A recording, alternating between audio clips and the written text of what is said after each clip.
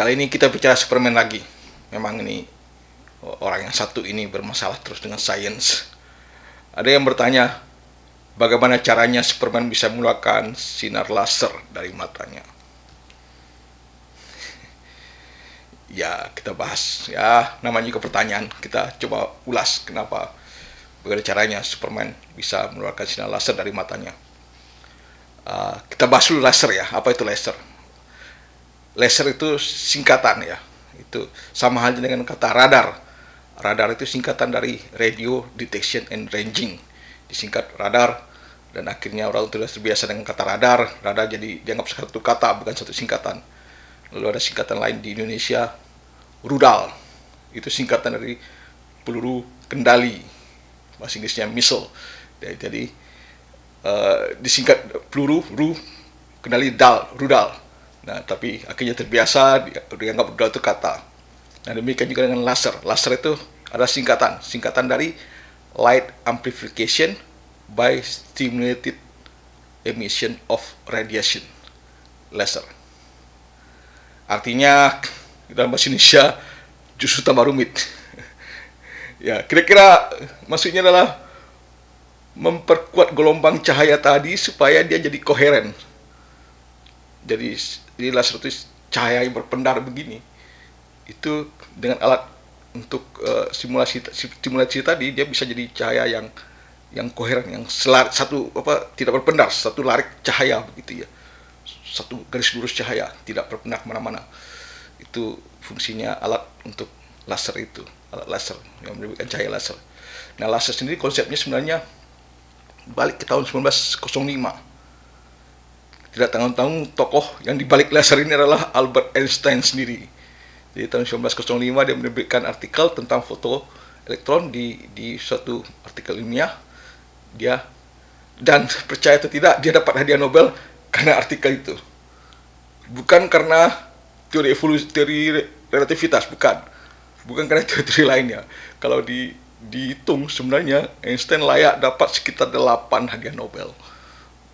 Tapi ya cuma dapat dikasih satu. Itu pun bukan yang merupakan ikonik dia. Itu tentang laser ini sebenarnya, ya kan. Nah, di artikel tersebut Einstein membuat konsep tentang bagaimana laser itu bekerja, ya, berdasarkan loncatan elektron dari satu tempat ke tempat lainnya. Dan setiap kali dia meloncat ke bawah ke tempat yang dekat, itu selalu mengeluarkan emisi cahaya atau foton. Itu kira-kira gambarannya, terlalu kompleks kita jabarkan di sini ya. Jadi intinya konsep laser pertama kali digagas oleh Albert Einstein tahun 1905.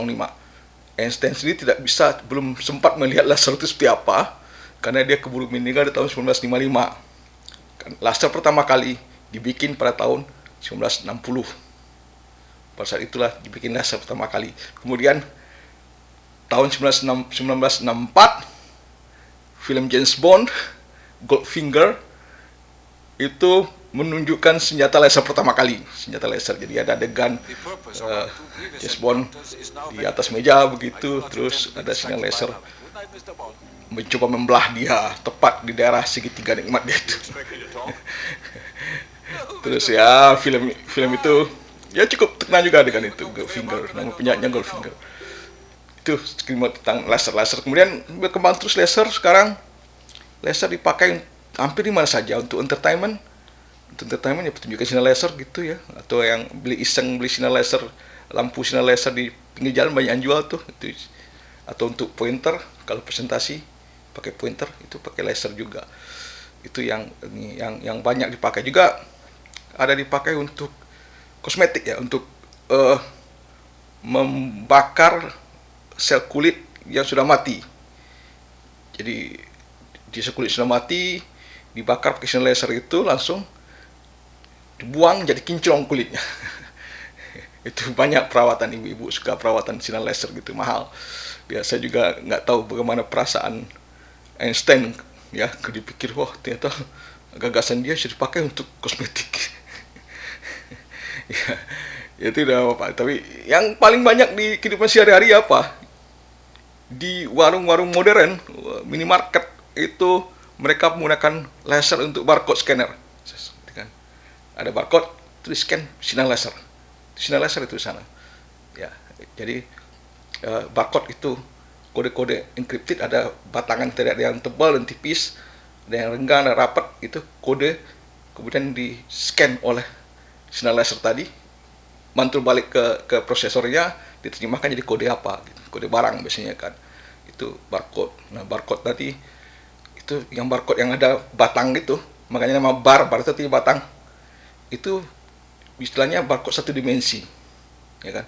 Terus berkembang selanjutnya menjadi barcode dua dimensi yang disebut dengan QR code.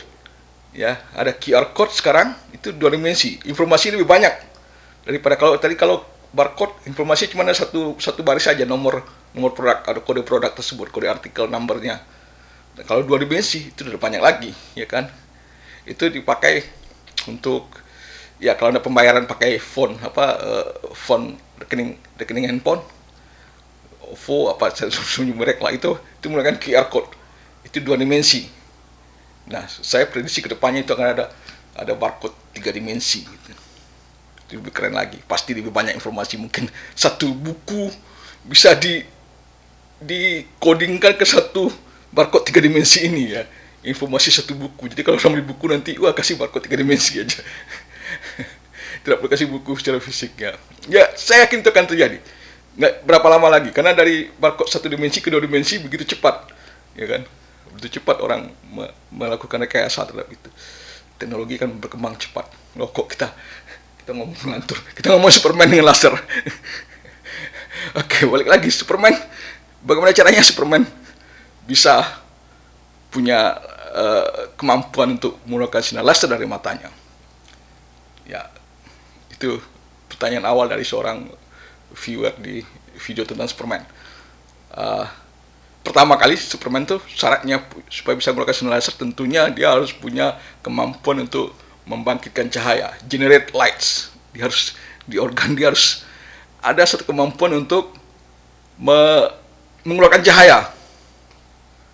Setelah cahaya itu keluar, dia harus ada punya device untuk membuatkan cahaya itu menjadi koheren, menjadi lurus, gitu kan. Nah, cahaya yang dibagikan ini tidak sembarang cahaya, harus mempunyai kekuatan berat, kekuatan yang tinggi. Tidak seperti sinar laser yang dijual di pasaran di pinggir jalan itu kan, kalau kena tangan nggak angus tangan kan. Tapi ini karena ada adegan dia di mana dia sinar laser matanya itu bisa membuka pintu besi begitu ya, kayak ngelas pintu besi, motong gitu. Nah berarti dia cahayanya tuh harus kuat, harus energi di cahaya itu tinggi, ya kan. Paling enggak itu harus ya 1000 watt. Kekuatan cahaya itu 1000 watt gitu ya. Jadi 1000 watt, jadi cahaya itu dikoherenkan, jadi dia dari lurus. Misalkan device dari sini, mungkin ada device dia di sini, kita nggak tahu, ada gadget dia, jadi lurus sehingga bisa menembus baja, dibakar baja itu sama dia sehingga terpotong. Itu kira-kira ya. Jadi persyaratan dia harus punya sesuatu untuk mengenerate cahaya dengan kekuatan besar, 500 watt atau 1000 watt. Ya tergantung berapa dia mau. Dia mau motong pisau gede apa baja tebal apa tipis, tergantung kekuatan dia. Ya.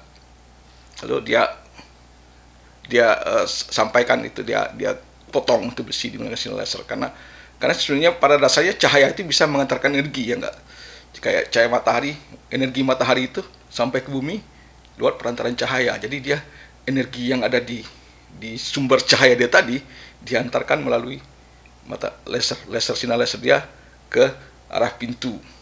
Itu kira-kira cara kerjanya dia. Oke lah, dia punya kemampuan membangkitkan cahaya, punya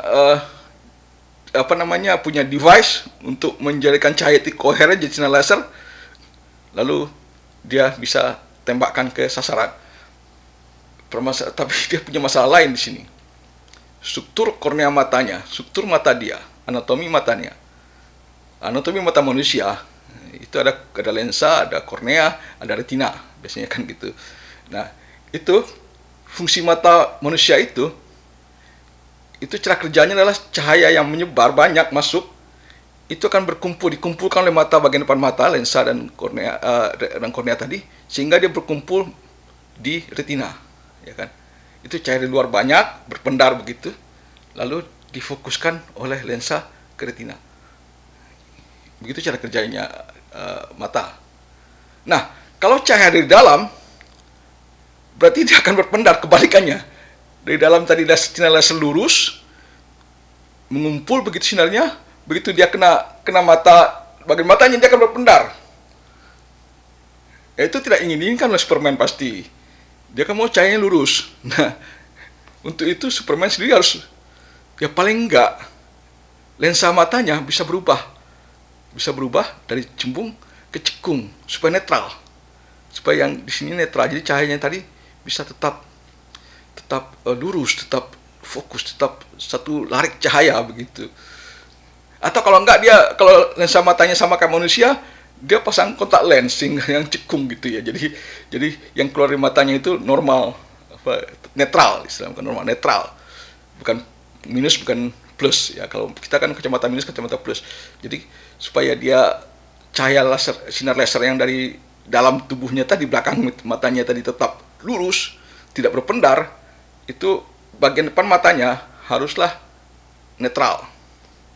Ya, atau kalau enggak, ya baiknya netral. Kalau cembung pun dia nanti nggak fokus. Jadi netral.